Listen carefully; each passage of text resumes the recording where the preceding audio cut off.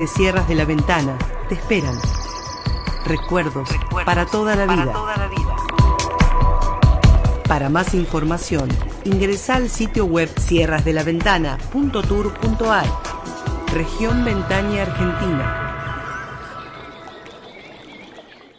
Desde Buenos Aires hacia cada pueblo, provincia o ciudad, radiohashtag.com.ar, las 24 horas. Comunicate con nosotros a través de contacto@radiohashtag.com.ar. Radio Hashtag. Somos tendencia. En un mundo digital, navegamos por tus redes para hacerte la mejor compañía. Radio Hashtag. Somos tendencia.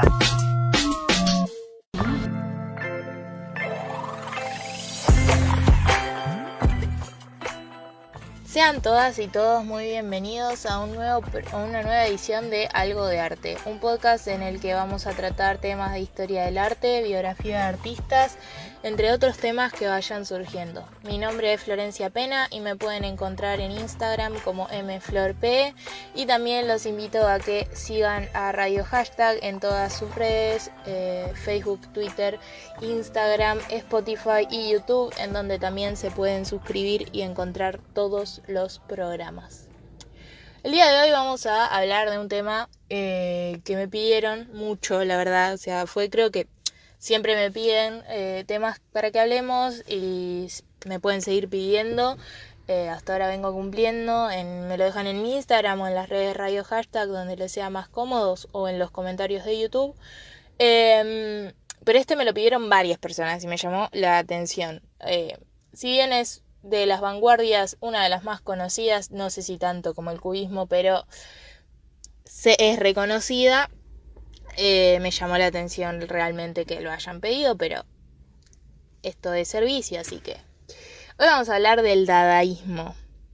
El dadaísmo, seguramente si nosotros pensamos en dadaísmo, pensamos directamente en Duchamp, pero fue un movimiento bastante más grande que Duchamp. De hecho, el movimiento nace en Suiza, a eso del 1916, o sea, en plena Primera Guerra Mundial, y nace en Suiza, en Zúrich precisamente, porque ahí era donde estaban refugiados la mayoría de los artistas europeos de los países que estaban en guerra. Lo mismo va a pasar en Estados Unidos. Este movimiento también, o sea, sus dos capitales van a ser más precisamente Zúrich, y Estados Unidos, Nueva York. También después se va a extender a Alemania, pero básicamente las dos capitales van a ser estas dos.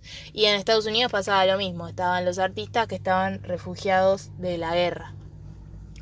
Recordemos que Estados Unidos, a través del MoMA, generaba este tipo de ¿cómo se dice? No me sale la palabra, de convocatorias falsas, en las que básicamente rescataban artistas de países con conflictos bélicos. Con conflictos bélicos no, que estaban en guerra, básicamente. Bueno, entonces surge en 1916, precisamente en Zúrich, pero precisamente en el Cabaret Voltaire. ¿Qué era el Cabaret Voltaire? Era un café en el que se juntaban los artistas, los escritores, los músicos, ¿no? Como en su época fue el Tortoni en Buenos Aires. Bueno, Cabaret Voltaire era un lugar, un espacio cultural en lo que los artistas, sobre todo esto que había muchos refugiados en Suiza por el hecho de que Suiza se mantenía neutral en la guerra, entonces se juntaban en este punto específico. Va a ser un movimiento cultural. ¿Y por qué digo cultural? Porque va a impactar de igual manera tanto como en el arte, como en la literatura, como en la fotografía. O sea, va a ser bastante pareja la distribución. Si bien vemos en las vanguardias artísticas que no suceden solo en el arte en el arte plástico, sino en las demás artes también. Entonces, ¿cuál era el fin de esta gente? Básicamente contrariar las artes. Estaban como también como hartos de la situación, ¿no? Como en contra de todas las artes en general. Iban en contra del concepto de belleza, iban en contra de los cánones, iban en contra de las bellas artes, así en general. Y lo que planteaban era básicamente un antiarte. O sea, lo que ellos decían era un antiarte. Este movimiento va a ser propuesto por Hugo Ball, que es un escritor que también se juntaba ahí en el Cabaret Voltaire, y quien lo va a seguir, ¿no? Como que le va a dar el apoyo también va a ser Tristán Tzara, que en 1918 va a escribir el manifiesto dadaísta, que como sabemos en las vanguardias, según el historiador que lo vea o el teórico que lo vea, los movimientos se consideran vanguardia artística cuando tienen su manifiesto. ¿Qué es un manifiesto? Por si no escucharon el capítulo del futurismo, que los invito a que lo escuchen, lo pueden encontrar en Spotify y en YouTube, como Algo de Arte, y en los canales de Radio Hashtag. Prosigo. Bueno, ¿qué eran los manifiestos? Básicamente una nota periodística, generalmente salía en alguna revista. Ahora no me acuerdo en qué revista salió, pero generalmente se publicaba en una revista que era de consumo artístico. Generalmente esa revista se publicaba en París porque era la capital. Y básicamente con ese manifiesto daban por enterados al mundo que eran un grupo que básicamente pensaban todos lo mismo y que ese era su leitmotiv, digamos, ¿no? Entonces, publican el manifiesto en 1918 en el que más o menos van a explicar todo esto, de qué es el antiarte. El manifiesto está escrito medio en prosa, medio como si fuera un texto, ¿no? Es bastante confuso por partes. Como que muchas veces va en círculos y no dice nada, pero una de las cosas que dice, y es que era la incógnita del momento de qué significa Dada, ¿no? Porque dadaísmo, los ismos son los movimientos, entonces el movimiento se llamaba Dada. ¿Qué era Dada? Bueno, ellos dan vueltas, primero que eran las primeras sílabas de un bebé, después que era el desglose de los nombres, no sé qué. Bueno, en definitiva, Dada no significaba nada, ¿no? Dan como esta vuelta de un retorno al primitivismo seco y monótono, pero básicamente Dada no significaba nada. Entonces, es que lo hizo Hugo Ball, bla, bla, bla, va en contra del concepto de la razón del positivismo que estaba muy de moda en la época, ¿no? Pleno auge del positivismo. Bueno, van en contra con esto de la razón, del progreso, ¿no? Pensemos en el positivismo un poco, esto del progreso, de la mejoría, no sé qué, y estaban en plena guerra y estos no estaban viendo un progreso, sino un retroceso en lo que significaba humanidad. Entonces, también se rebela contra las convicciones literarias por se burlaban de los artistas burgueses. Que los artistas burgueses, pensemos en que esa época estaba ya muy instalado lo que es el mecenazgo, la pintura naturalista, ¿no? Contra todo esto iban.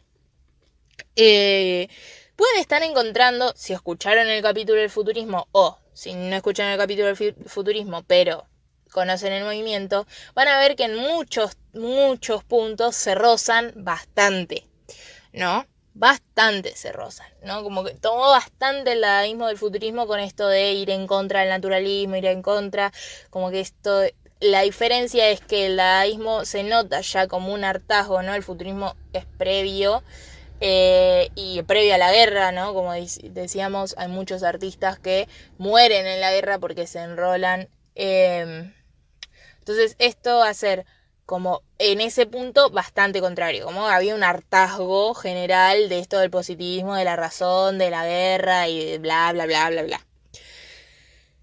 Ahora, ¿a qué me refiero con que se rebela contra las convicciones literarias? Bueno, como sabemos, la literatura es de las ramas del arte, yo me animaría a decir la más estructurada, ¿no? Hay una manera de escribir, hay una manera de decir las cosas, hay un estilo. Para cada tipo de escritura corresponde a un estilo, ¿no? Si es romántica, si es poesía, si es texto, si es, ¿no? Si es un ensayo, si es una tesis, si es una monografía, ¿no? Como que la escritura encasilla bastante. Entonces, ellos lo que van a empezar a hacer es como una poesía ilógica, difícil de entender, muchas veces no tenía sentido, y para esto van a retomar herramientas que vemos en el surrealismo también.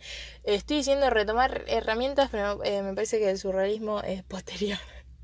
Bueno, se entiende. Lo que van a hacer es usar el cadáver exquisito, ¿no? ¿Qué es el cadáver exquisito? Yo escribo una palabra, doblo el papel, la otra persona escribe una palabra, dobla el papel, y así entonces vos no sabes que escribió el anterior y el que sigue no sabe lo que escribiste vos, y después se despliega y tenemos una especie de poesía. También se hace con la pintura, eso se puede hacer, ¿no? Una persona pinta un pedacito, lo dobla, pinta otro, no sé qué, y cuando se despliega hay una obra. También van a hacer collage con objetos de desecho. No van a hacer como varias cosas así, como acciones que pretendían provocar. Van a estar las veladas dadaístas en las que muchos van a ir presos, ¿no? ¿Qué eran estas veladas dadaístas? Bueno, era básicamente velada, era de noche, tomaban las calles, muchas en este cabaret Voltaire, era música que eran ruidos y que no se entendía nada y a veces era molesta, ¿no? Para el quien lo escuchaba. Y como iban a ir presos porque muchas veces leían como poesías que no eran apropiadas, entre comillas. Van a ser muy polémicas, digamos. Entonces van a esto. Me trabé ahí, van a ir presos básicamente porque la gente se quejaba, no paraban y se llevaban presos. Mucho exhibicionismo también en el dadaísmo. Las performances eran bastante cuestionables, bueno, pero era su objetivo, ¿no? Ellos tenían bien en claro que lo que querían era provocar y bien lo lograban. Ahora, hablamos de Duchamp al principio y yo les dije que el movimiento era bastante más grande de Duchamp, si bien Duchamp es hoy el embajador del dadaísmo por excelencia. ¿Qué otros artistas había? Lo tenemos a Picabia, a Mina Loy, a Man Ray, que le va a fotografiar muchas de las obras a Duchamp. Que ahí va a ser el lío de si la obra es de Man Ray porque es una fotografía o si es de Duchamp porque es un registro de la obra. Eso va a ser un temita. De Beatrice Wood, ¿no? Estas artistas, para que vean que también había algunas artistas mujeres, los invito a que googleen a estas artistas, a ellos también, pero capaz ellas son menos conocidas. Bueno, ahora sí vamos a hablar de Duchamp particularmente. ¿Por qué conocemos tanto a Duchamp? Bueno, porque Duchamp va a inventar, entre comillas, o a imponer lo que va a ser el concepto del ready-made. Si todos hablamos de Duchamp, enseguida vamos a pensar en el Vigitorio o en la fuente, ¿no? Que es esta, como bien dije, Vigitorio, que él lo presenta dado vuelta y firmado en una competencia como R. Mut, ¿no? Como un alias. Y con esta obra lo que él va a plantear es que cualquier objeto sacado de su contexto y que firmado o sin intervenir o sin tocar, pero que un artista diga esto es obra de arte, básicamente se transforma automáticamente en una obra de arte.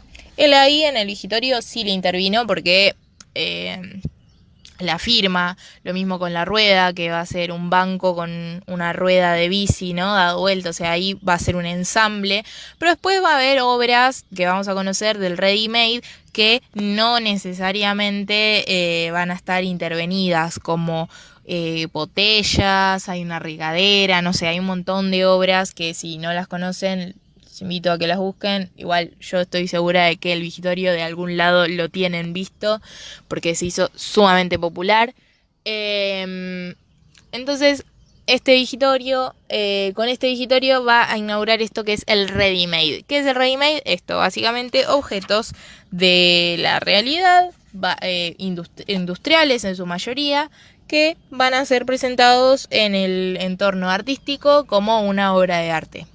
Ahora, Esto a mí particularmente me hace acordar muchísimo a lo que vamos a tener en Argentina con Alberto Greco, con los Vivodito, que eran los Vivodito, eran arte vivo, le decía, ¿no? Era Greco señalando gente en la calle, diciendo que eso era una obra de arte porque él lo señalaba, o lo mismo lo que hizo en Piedra del Águila, se llamaba el pueblo en España. Soy malísima para los nombres, sepan disculpar, ¿no? Ahí también tenemos como una influencia grandísima de Duchamp y va a ser como un quiebre histórico, ¿no? Esta concepción de que el artista no necesariamente tiene que manufacturar el objeto y ni siquiera intervenirlo, solamente cambiarlo de contexto, ¿no? Y cómo el campo del arte avala de alguna manera a que eso que yo estoy viendo es definitivamente una obra de arte. Nadie se va a cuestionar qué es lo que está puesto en un museo, es una obra o no es una obra. Simplemente ya se lo ve con ese filtro de que es una obra de arte efectivamente porque está en un museo y porque si no fuera una obra de arte, ¿qué haría en un museo? O sea, nadie se lo pone a cuestionar. De hecho, una anécdota muy graciosa, en un museo de Estados Unidos, no recuerdo si era el MoMA o no, pasó esto de que alguien, así como chistosamente, creo que había sido un artista, disculpen la anécdota tan vaga, pero bueno, esto es así, como que le empezó a sacar fotos al matafuego y de repente se empezaron a juntar todos y todos estaban mirando el matafuegos como si fuera efectivamente una obra de arte y simplemente era el objeto de seguridad matafuego que todos conocemos que estaba puesto para la seguridad de la sala, ¿no? Y cosas así han pasado mucho. ¿Por qué es esto? O sea, él decía que si estaba señalado por un artista como obra de arte y si básicamente estaba puesto en un contexto artístico, eso era obra, punto, no había con qué discutirlo. Y si nos ponemos a pensar, un montón de artistas van a plantear esto posteriormente, un montón de teóricos van a replantearse entonces qué es la obra, ¿no? Si nos ponemos a pensar, lo de Duchamp es un acto muchísimo más grande que decir esto es obra, sino si esto es obra, ¿por qué todo el resto es obra? ¿O qué es una obra? ¿Qué es el arte? ¿Qué es el artista? ¿Qué poder tiene el artista? ¿Desde qué punto el artista es artista? ¿No? Como un montón de cosas que se van a poner en juego y que siguen cuestionándose hasta el día de hoy, infinidad de veces, con infinidad de obras y en infinidad de ocasiones, ¿no? Porque es algo que es muy volátil, es muy subjetivo. Hay un montón de teoría al respecto, pero nadie pudo determinar concretamente qué es arte, por qué es arte y en qué momento eso se vuelve arte o en qué momento una persona se vuelve artista, ¿no? Tenemos esta diferenciación desde o sea, no, ¿cómo explicarlo? Desde la era medieval teníamos esta pregunta, pero no precisamente desde la era medieval, sino mirando hacia la era medieval de qué era arte y qué era artesanía, ¿no? Esta distinción, o qué es un artista y qué es un artesano, ¿no? Como que eso se está visto desde las civilizaciones más antiguas, que en ese momento el arte cumplía otra función, después se es visto como arte, pero esa distinción estuvo siempre, digamos, siempre desde que el humano empezó a mirar para atrás y a analizar su historia, su contexto, ¿no? Su civilización en sí, su capacidad de crear o de hacer arte o de interpretar arte. Entonces, con eso creo que estamos. Además del Vigitorio, si quieren ver obra de Duchamp, les recomiendo muchísimo que miren El Gran Vidrio, que además tiene una historia excelente. El Gran Vidrio, y que miren también se me fue Desnudo bajando la escalera, que es como ya una etapa más cubista de Duchamp, o sea, anterior. Pero es muy bueno todo lo que hizo realmente, y hay obras que no se sabe muchas, por ejemplo, esta no sé el nombre, pero hay una obra de que él intervino toda una habitación y se veía desde una mirilla en la pared, desde afuera, y vos, depende de cómo mires la mirilla, lo que ibas encontrando adentro de la habitación, ¿no? Como una escena armada, como si fuera una caja mágica, se llaman esas que espías. Bueno, y así un montón de obras que tuvo. Así que nada, los invito a que lo miren. La obra de Man Ray, que son los registros, también están muy buenas.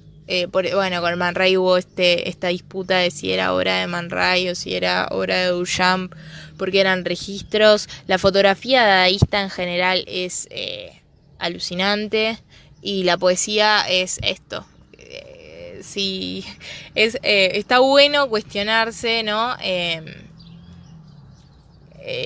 Los parámetros con los que estamos tan acostumbrados, ¿no?